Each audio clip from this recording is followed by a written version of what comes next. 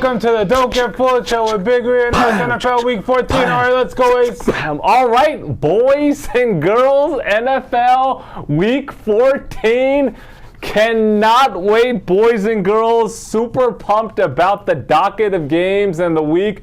Before we get into the episode, Big Ree, make sure to like, subscribe, comment, join the membership today right there, link below, and purchase your merch as well for the holidays. We will be doing a give out for the holidays. All right, boys and girls, yeah, get the membership, join the membership, get the bonus picks. Get your merch. As we get closer to Christmas, coming up in a few weeks, we will do a giveaway and give out some DGF merch, so stay tuned for that.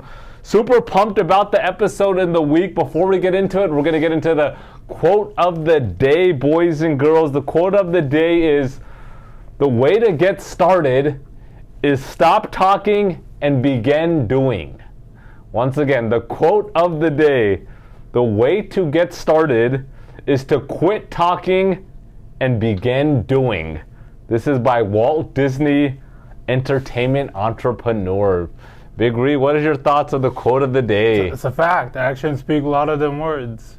Yes, sir. Yes, sir. So you're gonna say you're gonna hit the parlay. I'm gonna hit it, but you don't hit it. But then you gotta hit it to show your actions. You're gonna say you're gonna lose weight, but you gotta do it. You gotta be at the gym. Yep, I agree. I think what it's saying is, like, everybody's got all these goals and plans and, all these aspirations, and, the way to get started is to stop talking about it. Yeah. Stop telling people I'm on a diet. Exactly, Nobody gives a crap. I agree. Stop telling people you want to start a business. Nobody gives a crap. Stop telling people anything. That's how I interpret this, Big Ree. You just talk. Start doing something. And when you start telling people stuff and you start talking about it, then you don't get nothing done. Start getting things done. That's when you start, is just stop the talking. Stop the talking. Nobody wants to hear that crap. Start doing. So I think this is a very, a very motivational, very just get to it.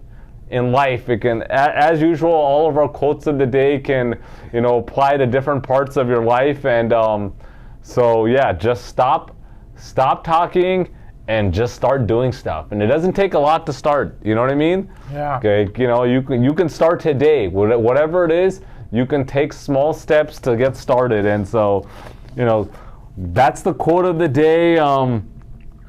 Let's get into a recap of last week, boys and girls. I am super pumped about the docket, super pumped about the slate. So let's get into the recap. Last week, Thursday night, we had the Seattle Seahawks at the Dallas Cowboys. The Cowboys won 41-35.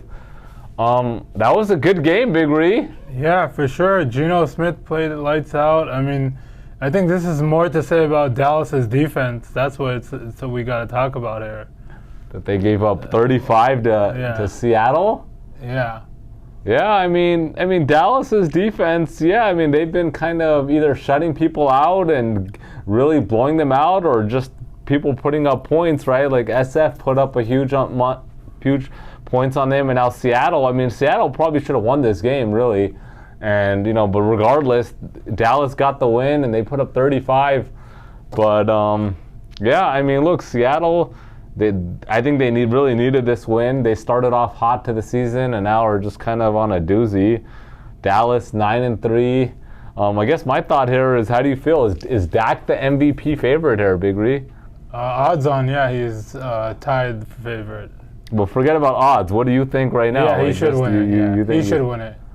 Yeah, I think it's going to be, right now, the top three has got to be, I haven't looked at things, Dak, Purdy, and maybe Tyreek maybe can sneak in, but do you see anybody else in the conversation outside of those three guys? Hurts is still there, right? Yeah, Hurts got to be in there. Their record is 10-2, so yeah, he's got to be in there. Anybody else that you think can make a run outside of those four guys? No, I don't think so.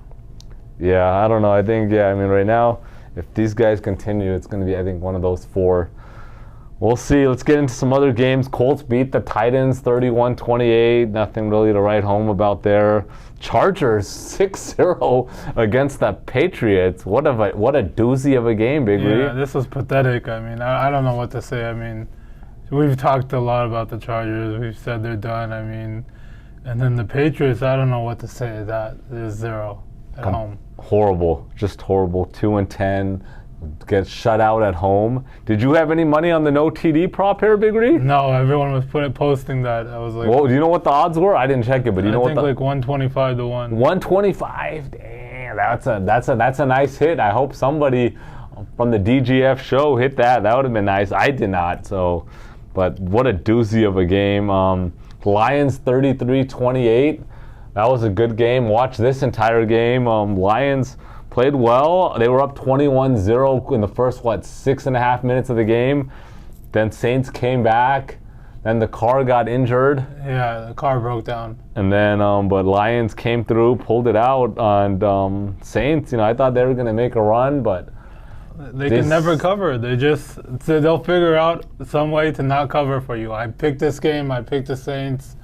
And obviously these guys couldn't get it done. I mean, Jameis looked pretty good, but the Lions still pulled away.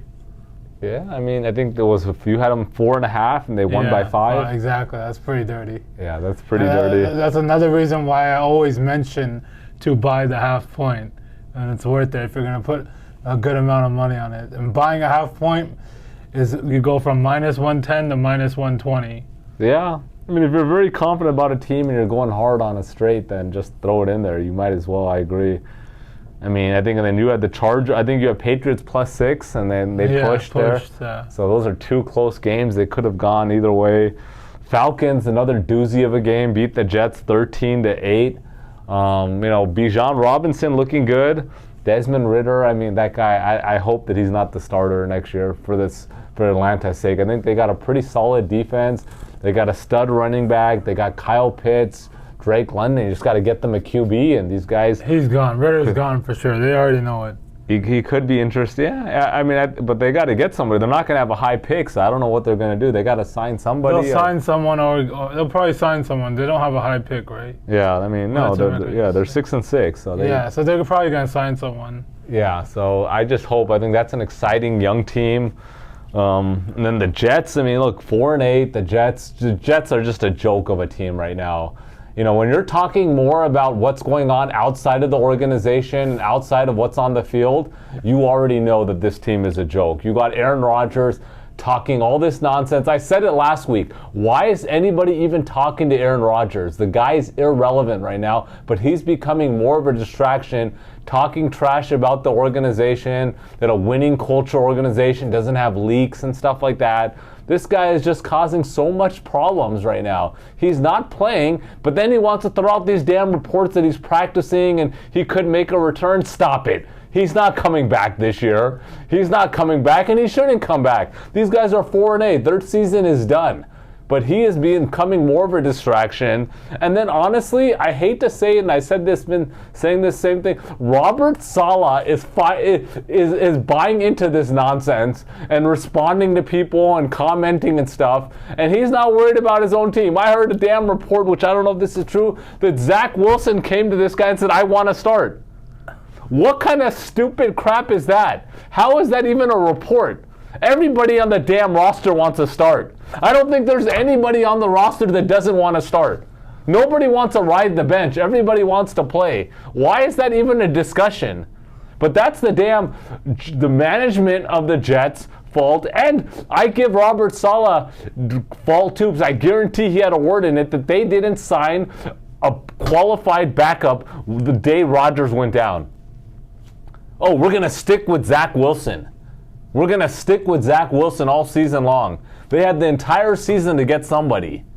It's a goddamn joke.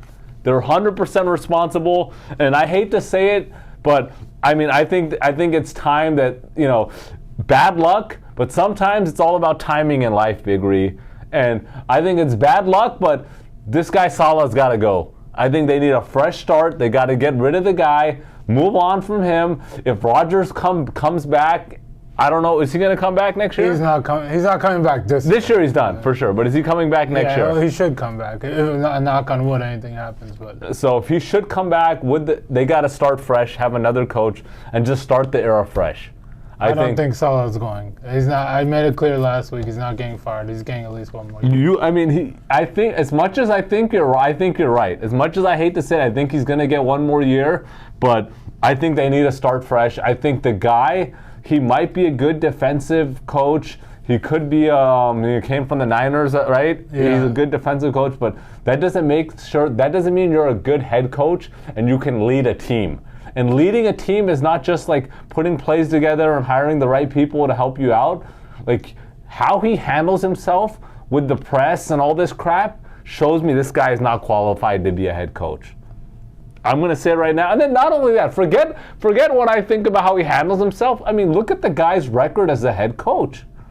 The guy's what, 15-31? 15-31 as a head coach, okay? 15-31. So the record speaks for himself. What's up, Big Camera guy just put the report was Wilson does not play because of injury risk. Well, whatever that, it's just a stupid report. Does not want to play because of injury risk. Whatever it is, it's just a stupid report. Like, oh, he doesn't want to play, but then the report is he came to them and he wants to play and he wants to start. Like, none of it makes sense. It's all a joke. You're the head coach. Control your team, control your players, and control what information gets to the media when you're on the damn press conference. When someone's asking you, and you know what? Somebody commented, I think Ziggy Balls, Ace, what do you want him to say when the reporters are asking him about Rodgers? What do I want him to say? Say no comment. That's what I want him to say. We're not commenting on players that are not playing right now. End of story. That's what I want him to say. And his record is 15-31. Let's not act like this guy's a really good coach and he's got a winning record and and give him another 2 years. He's 15-31. And prior to this year, he's 11-23. So let's not act like this guy is that good of a coach. Okay? Stop it. We're going to move. Do you want to throw anything in? No, I mean, he hasn't had a good team yet, so I mean. That's life. That's life, unfortunately. A lot of coaches, they get in bad situations. It's not always their fault, but that doesn't mean you just keep them on. I mean, I think how he handles himself shows me I don't feel like this guy's a leader. That's what I feel. He does not know how to handle himself. Let's move on. Cardinals beat the Steelers 24-10. That was my lock of the week last week, and they upsetted the Steelers. Look, they played a good game, but I'm not that high on the Steelers, so it's not like, wow. Yeah, Kenny Pickett getting hurt, that was big, but I mean, now when you got Mitch Trubisky in there, that's a big blow, and I think the Steelers' defense just took them lightly, like, oh, this is going to be a walk in the park, and Cardinals came to play. Won the game, good win for the Cardinals. I like Kyler Murray, and I think I just want to see him round out the season looking pretty solid, and then hopefully, next year they can add some pieces and he can maybe compete for a playoff spot. Dolphins 45-15 versus the Commanders. Good win as expected. Yeah. Credit. Dolphins are putting up points and they're winning. Defense is looking good, more importantly. So they're looking like a real contender. Real contender. Broncos lost to the Texans 22-17. What can I say? Russell Wilson, 3 interceptions. You can't have 3 interceptions and win games. Dangerous. They had all the opportunities in the world, and they could not, Russ, you can't throw 3 picks. They should have won this game. And had 6 in a row. But, you throw 3 interceptions and can't win games. So, do you have anything to say about this game, Big Ree? I mean, Nico Collins had a breakout game. I believe he had almost 200 yards and something like that. He had a big game. It says 191 and the touchdown. Big game. He's a really good wide receiver. And they lost Tank Dell. That was a big blow. Huge blow. I think that's a huge blow for Texans, and I think you're going to really see that affect them moving forward. Obviously, Nico Collins. Gonna be time for Noah Brown to step in, fill in. And he's had a couple of big games with them, so he's qualified, but that's gonna hurt. Buccaneers 21-18 against the Panthers. That was one of my picks. Panthers plus 5.5, I think, and I actually predicted 20-17. Yeah, very close. So very close. Buccaneers won. I think Baker's banged up, but they got the win. Let's move on. The Rams beat the Browns 36-19. Stafford, they're winning. What's the record now, Big Ree? 6-6. 6-6, yeah. They're gonna fight for a wild card spot. Congrats to the Rams. They look like they were going to be complete crap to start the season, and now. Yeah, for sure. Matthew Stafford is coming in. Puka Nacua had a good game, 104 yards and a touchdown, and now they got Kyron Williams back, which is a big deal. He's looking good. He's looking really good. For sure. So that's. And I don't know why, but Cooper Kupp has not been himself. I don't know if it's because Puka's in there, or I don't know what it is, but he's just not himself this year. It seems like maybe still injured, or I don't know what's going on. Yeah. No, I don't know what's going on with him, but yeah. But they played a great game, even though the Browns were playing with like their third string quarterback. Joe Flacco signed off the street. Exactly, yeah. But still, the Browns have a good defense, and you still put that many points up against a good defense, you deserve credit. And this was a good game. Let's not. I mean, this was 2019 with 5 minutes left in the fourth, and the Browns missed a PAT. This should have been a 2020 game. Right. Yeah. And they scored 2 touchdowns and a safety in the last 5 minutes. So, I mean, it was a good game. But congrats to the Rams. I'm more impressed with them, right? I mean, the Browns. Like you said, they're playing with on the fourth string QB. Not just they lost Deshaun. Then they had P.J. Walker and Dorian Thompson. This is Joe Flacco, the fourth QB. So you don't expect much there. Let's go into the big matchup, the Niners against the Philadelphia Eagles. 42-19, Big Ree. What a game. The Niners just pounded, the Eagles. Very impressed, I have to admit, very impressed with Brock Purdy. This guy came to play, played great. And he is, leading that offense. What can I say? The guy, I got to give Purdy credit. However I feel about him, he's playing great. And so congrats to Brock Purdy. I mean, I think that's the key right there. This guy's playing well. The defense is playing solid. What are your thoughts here, Big Ree? Yeah, this was a good game. I watched it with my brother, his friend Yas, and his kids. And these guys were going pretty crazy during the game. It didn't start out too good, but they recovered very quickly. Yep, I think it was 6-0, right? Yeah, 6-0 Eagles, back-to-back field goals, and I mean they're just the best all-around team in the league for sure. Yep. And everyone's saying that, and everyone's defense and offensively, and he has so many weapons to go to. I mean, I think Debo had 2 touchdowns. Yeah, he played well. 116 yards. He had 3. He had a rushing one, I believe. And McCaffrey had a good game too. And I mean, the Eagles just couldn't do it. Jalen Hurts couldn't get done. Yeah, I mean, look, at home, Eagles are at home. They didn't get it done. Niners are, better team right now. I mean, I said this. I picked Niners. Everyone wants to say I'm a Niners hater, that I'm a Purdy hater, and that could be fine, all in good, right? But that doesn't distract me, and I'm a bias when I make my picks. I picked the Niners. This was one of my picks, and and I went 3-0 last weekend, and that was one of my picks. I picked the Niners because I didn't trust the Eagles' defense. Their defense is very suspect. But another thing that I want to talk about this game was, the linebacker on the Niners, Greenlaw, that he got ejected from this game. And this is absolute nonsense. Absolute nonsense. What the hell is the Philadelphia head of security, my ass, being on the field, getting in the face of a player, in the linebacker's face? What kind of crap is this? Why are they allowing this? He is damn lucky that Greenlaw and Trent Williams and Chase Young didn't beat the hell out of that guy. This is absolute nonsense that the NFL is allowing this guy to be on the field, be on the sideline, and get in players' faces. Why did they eject that guy? They should give this guy Greenlaw a bonus for having to deal with that nonsense. I am so upset at the NFL for kicking this guy Greenlaw out of the game. And they need to ban this guy from the sideline, the head of security. And then I heard today that, they exchanged formal apologies. That's just for PR. Why the hell does this guy Greenlaw have to apologize to anybody?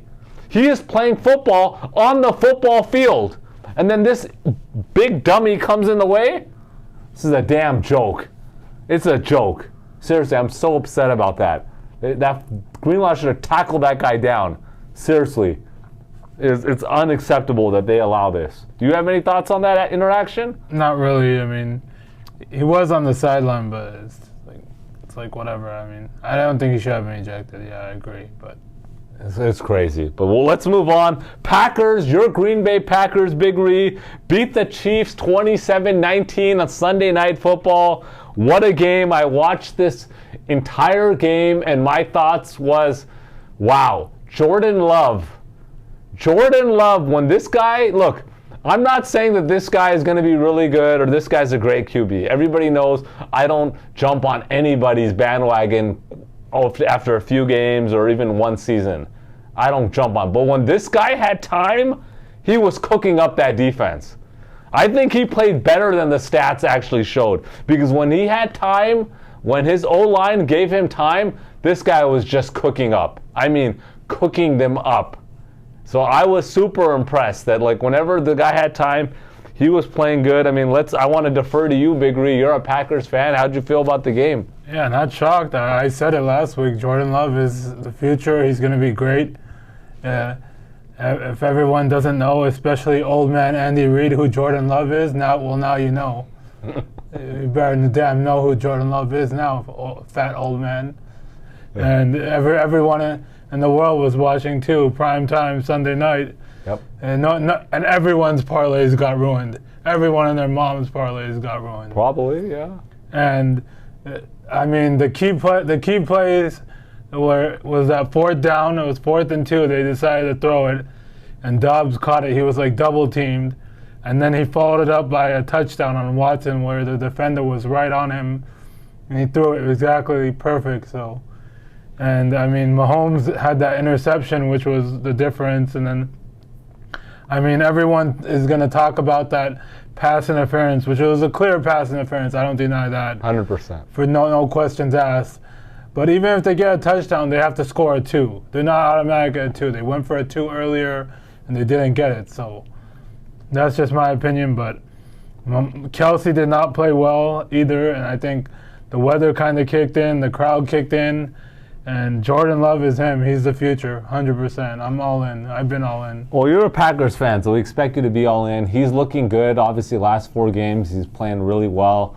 Like I said, when he had time, he cooked up that KC defense. That's probably my takeaway. Quickly, like I said, I think that was definitely a pass interference. Absolutely. It's a shame that wasn't called, first of all. I don't understand how the hell... I mean, the guy just tackled him. The guy jumped on him before the ball even hit him. And how do you miss that call, first of all? It's absolutely crazy. That doesn't mean they're going to win the game. Big Ree's right. You still have to get 2-point conversion. 100% crazy, ridiculous. I mean, how do you miss that call? That's so absurd. Then another call that the Green Bay defender knocked Patrick Mahomes and they call roughing the passer? What kind of crap is that? Patrick Mahomes is running for the first down. You know which call I'm talking about. He was clearly inbounds. You can't call that. So that's another call that went against Green Bay that shouldn't have been called. So, I agree 100%. That call should not have been called. Absolutely. What do you think about that? Yeah, I agree on both calls. Both were wrong. It should have been roughing the passer and it should have been pass interference. And I think that's what caused the passing interference not to be called, a makeup call. Exactly, yeah. But it's so absurd, and the NFL has got to do something about that. This happened in one of the Super Bowls, you remember? A couple years ago with the Rams, and then, or was it the conference championship where it was a clear pass interference and they didn't call it, and there's got to be a way that you can challenge a call that was not called that was so absurd like this. Yeah. There's got to be a way. It was clear as day. That's pass interference. I mean, you can't imagine this is Super Bowl, and this cost the Super Bowl game right there. Yeah. You can't allow this to happen. NFL's got to fix this. But look, I think the bigger story is Packers on a roll, Jordan Love on a roll, and good game for the Packers. Monday night, Bengals beat the Jaguars 34-31. Wow, where do I start here on this game? Quickly, obviously the guy Browning played lights out. I think he had only 5 incompletions, 350 yards. He played great. You got to give him credit. He played well as a backup. Obviously, the Jags pass D is horrible. And then Jaguars lost Christian Kirk on the first offensive play of the game, 26-yard reception, and then he's done. Did you have him on your fantasy or something? Horrible. I was watching that game actually with Harry B. Shout out to my boy Harry B. And we were watching that game, and I said it to Harry B. because first of all, just a backstory. Harry B. deep in a Survivor contest for I think first place was $180K on the Survivor. Okay. I think 13 people left on the Survivor. Harry B. has the Jags. Okay. Has the Jags for a Survivor pick, and got done dirty. Obviously, they lost. But we were watching the game, and Christian Kirk gets hurt, and I told Harry B.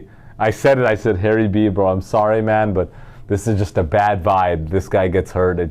I'm just telling you, man, the energy here. Yeah. I just don't feel good about this. I told him, and they ended up losing. But obviously Lawrence got hurt. He went out, but.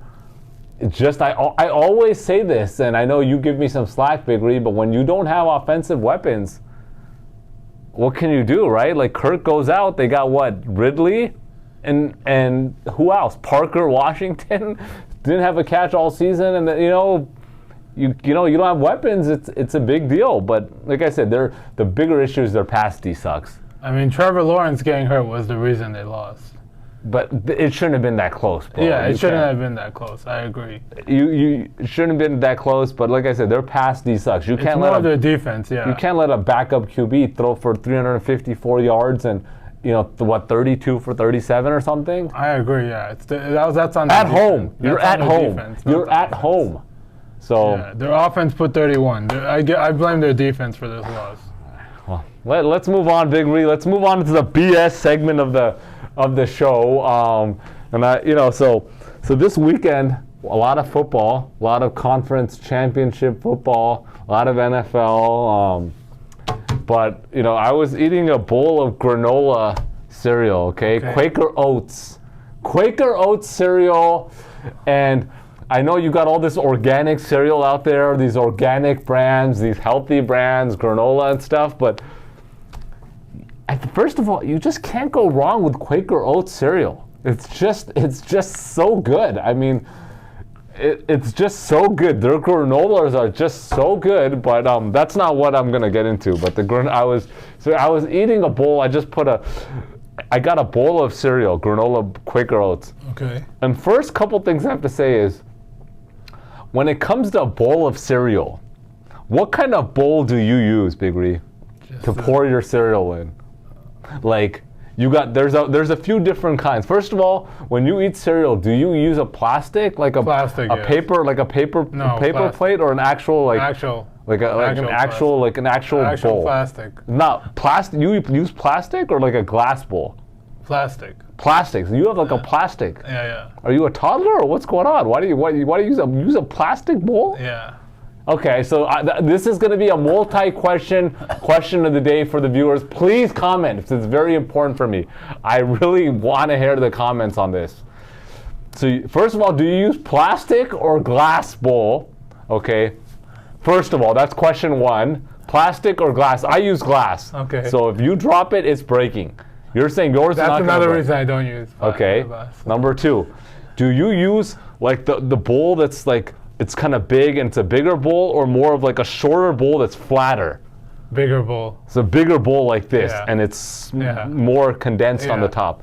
Same here, because that's very important. Yeah. You want a bowl, you don't want it too wide where it's just, so you fill up the bowl with the cereal, But okay, so here's the big question of the day. So question 1, plastic or glass? Question 2 is kind of a taller bowl or a shorter, wider bowl. Question 2. And question 3 is, so I put my granola, I filled it up pretty good. Put my milk in, right? Actually, it's gonna multi-part. 2% or whole milk, first of all. I want to know if you use 2% or whole milk. And I'm not joking, I want the comments. I want like 20 plus comments on this. I really want to know what everybody has to say. A lot of people are going to say the fake milk, what like all that almond milk and all that stuff, all that nonsense. Okay, so potentially 2% whole milk, The fake almond milk, goat milk, a combination milk, soy milk, lactate milk, whatever milk you use, comment. What do you use? 2%. Use 2%, okay. I go back and forth. So I have 2% and whole milk in the refrigerator. For cereal, sometimes just because the cereal is already sweet, I'll probably use 2%, but whole milk does the job as well.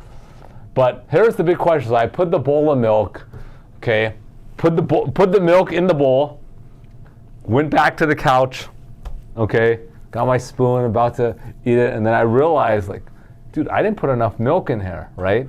Okay. But I've learned, this is, you cannot put too much milk, okay? So first I was like, dude, then it gets too soggy quickly. And so you can't fill it up, and the milk can't be above the cereal, okay? Like you can't have more milk and it goes above that line, right? So I've stopped that. So you've got to seed the cereal when you put the milk, but then this weekend, I put less than I normally put. Yeah. But then I started, I was like, it's fine. There's still a decent amount of milk.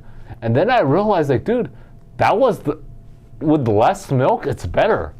It was almost like, wow, like a moment, like, oh my gosh, life changing. And so, wow. And I really enjoyed that granola with less milk. So first of all, how much milk do you put? I put a lot of milk because I always want to drink my milk too. Get my milk while I'm eating. So you drink? So do you over pour the milk? You put in your cereal. Does your milk go over the cereal? Yeah, 100%. I think you're really. I think you're doing yourself a disservice, Big Ree. Have you tried it with not enough milk? Maybe I will.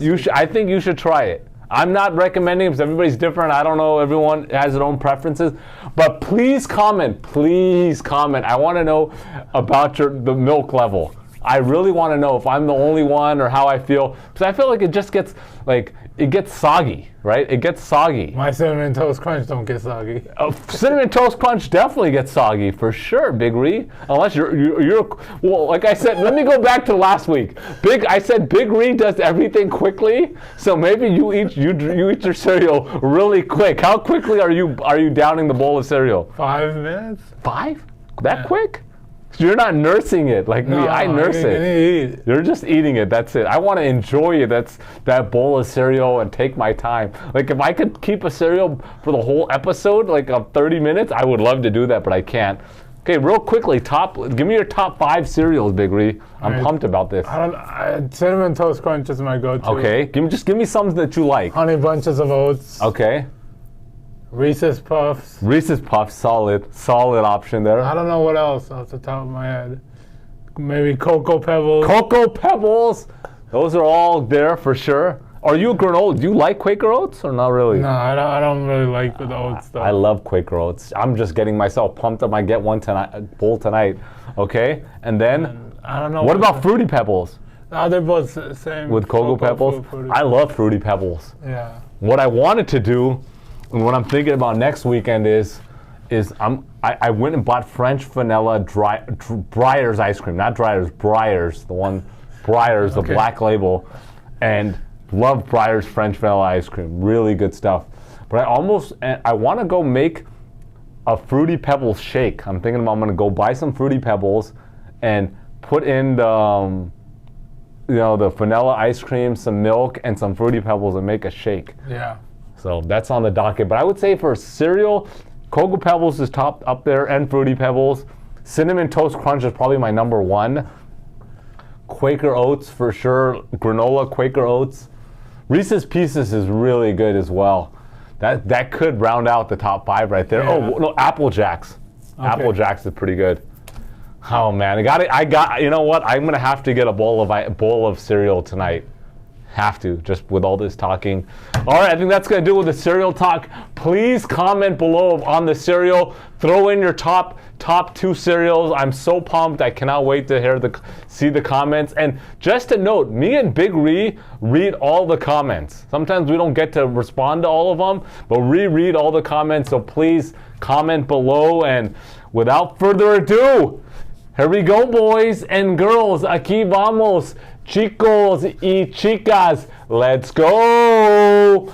Big Ree, before I get into my picks, I just want to say, the boys and girls, I'm on fire in NFL and college.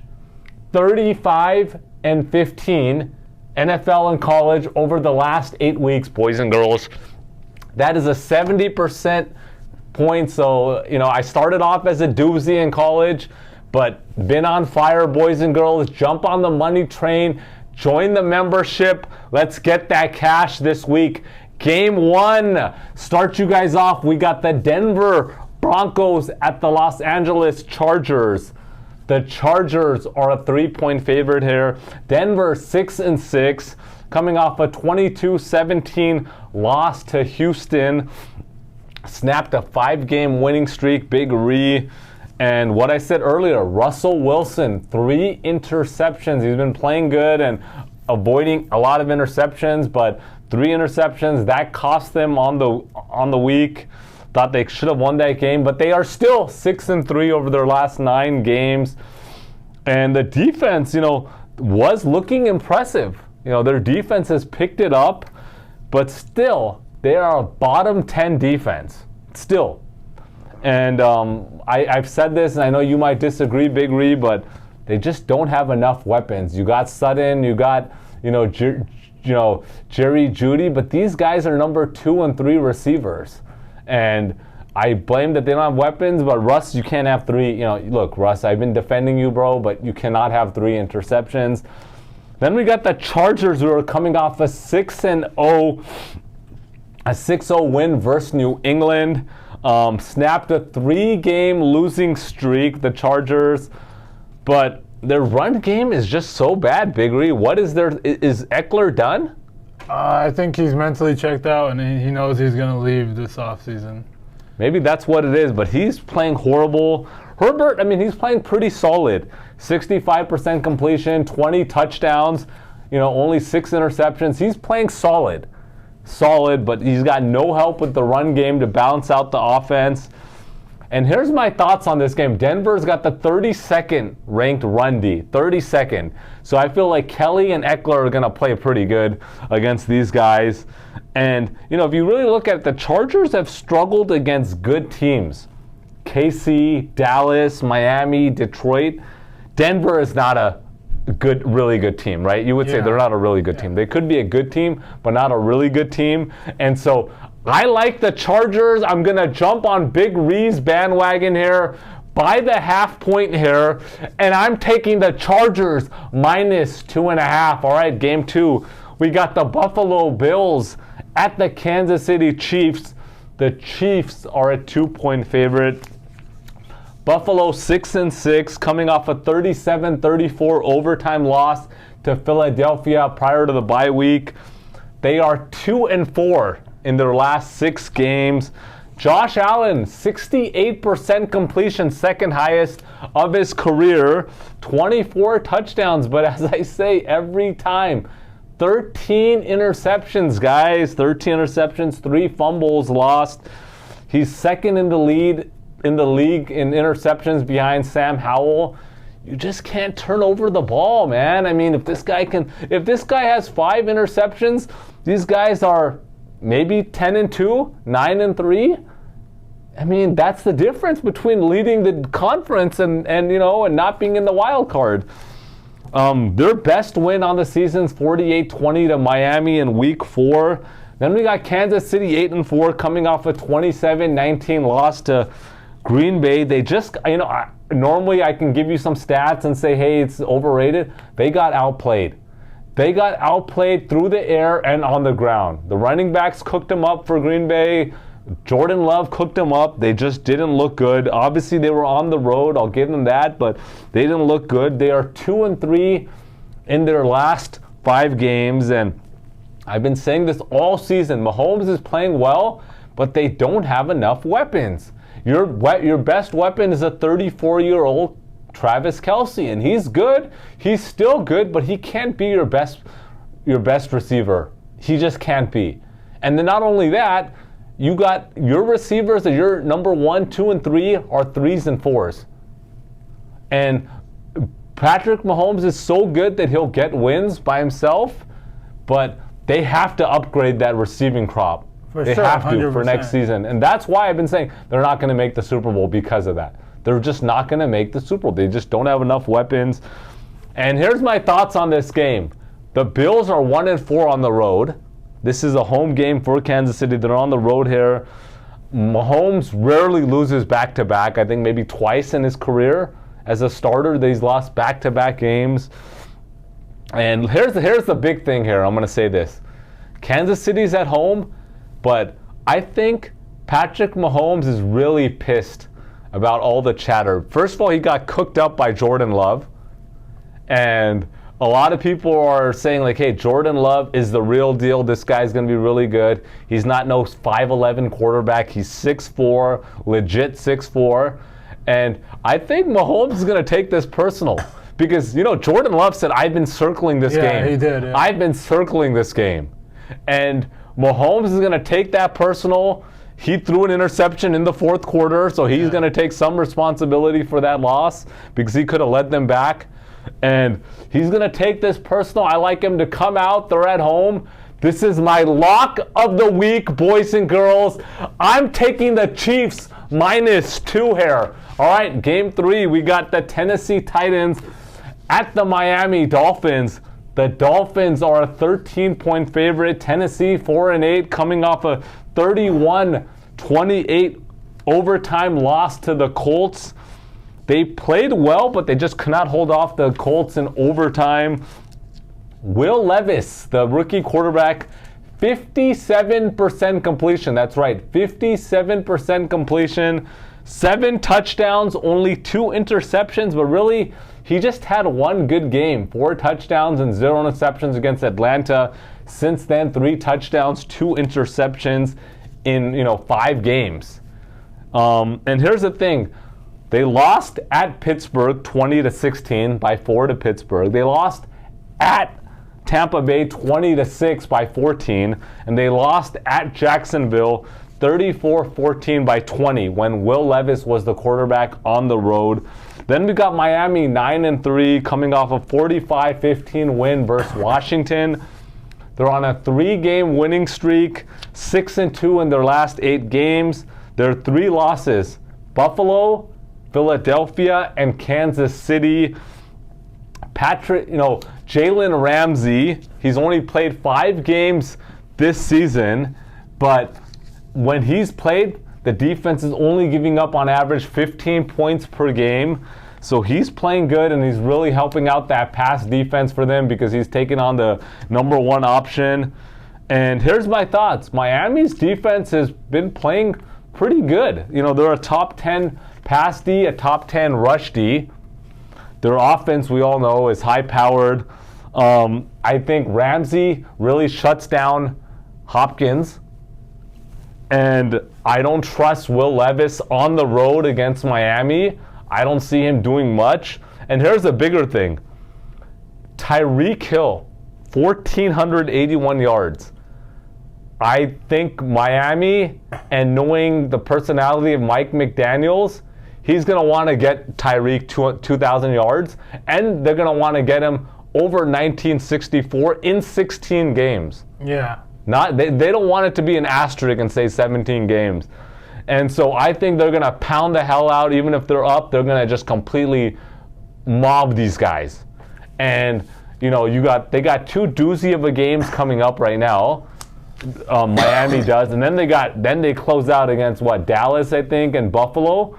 And so They need to put up points here and try to get this guy 200 yards. And so I really like Miami. I think Miami covers this at home against a doozy of Tennessee. And I'm taking Miami minus 13. All right, Big Ree, let's go. All right, the first game we got is the Rams traveling to Baltimore to take on the Ravens. Obviously, as we talked about earlier, the Rams had a big win. Matthew Stafford played well. No interceptions. I believe 267 yards, 3 touchdowns. Obviously, I mentioned Kyron Williams is back. Puka's playing great. The Ravens are coming off a bye week, and a lot of people are high on the Ravens, and I am as well.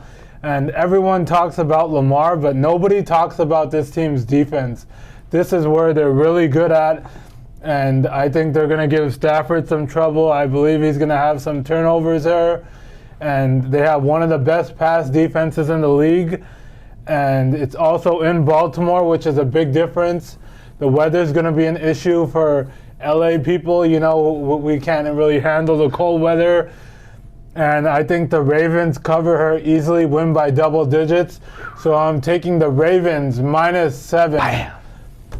Before I start the next game, I only got 2 picks this week, so it's my last pick and my lock. So the next game I got is the Bengals versus the Colts. It's playing in Cincinnati, so Colts at Bengals. The current spread is Colts minus 1. Obviously, we got the Bengals coming off a big primetime win. Jake Burrowing having a big game. Jamar Chase looked good. And everyone's going to be overhyped on this game. I still have, do not fall in the trap. The team that wins on prime time goes down the next week. And I'm taking 100 out of 100 times, I'm taking Gardner Minshew over Jake Browning, sorry. And easily, for sure, no questions asked. And Gardner Minshew has been playing good too. He has, yeah. I don't know exactly his stats last week, but he's been playing good. And even though they don't have Jonathan Taylor, Zach Moss, it fills in pretty well. You got Michael Pittman, you got Josh Downs there, and I like the Colts defense as well. And this is my lock of the week. Ooh. Go really big on this one. Colts minus 1, easiest pick. One of my most confident picks of the year. Ooh. I'm really confident on this. Definitely going to put a lot on it. Take the Colts minus 1, lock of the week. What can I say, boys and girls? When Big Ree doesn't know the last name of the quarterback, you know that guy is not going to be that good. I like that pick. I got to agree with Big Ree. Like, I normally don't jump in and ever say it was Big Ree, but Big Ree told me I'm taking this game. He didn't tell me who he's going to take. But I really like the Colts as well. So that I was going to throw that in. So you like that pick. I smell a 5-0 at maybe a 4-1 weekend. I feel like this is going to be a juicy weekend, boys and girls. For your Christmas gifts. Get a good weekend in. I know last weekend, boys and girls cashed in. I saw some tickets, DM'd us. This is another juicy weekend. Cash in, and friends and family gonna be happy on Christmas and the holiday season. So, all right, Big Ree, anything else? That's it. Just make sure to like, subscribe, comment, and join the membership. Join the membership, boys and girls. All right. Peace out, guys.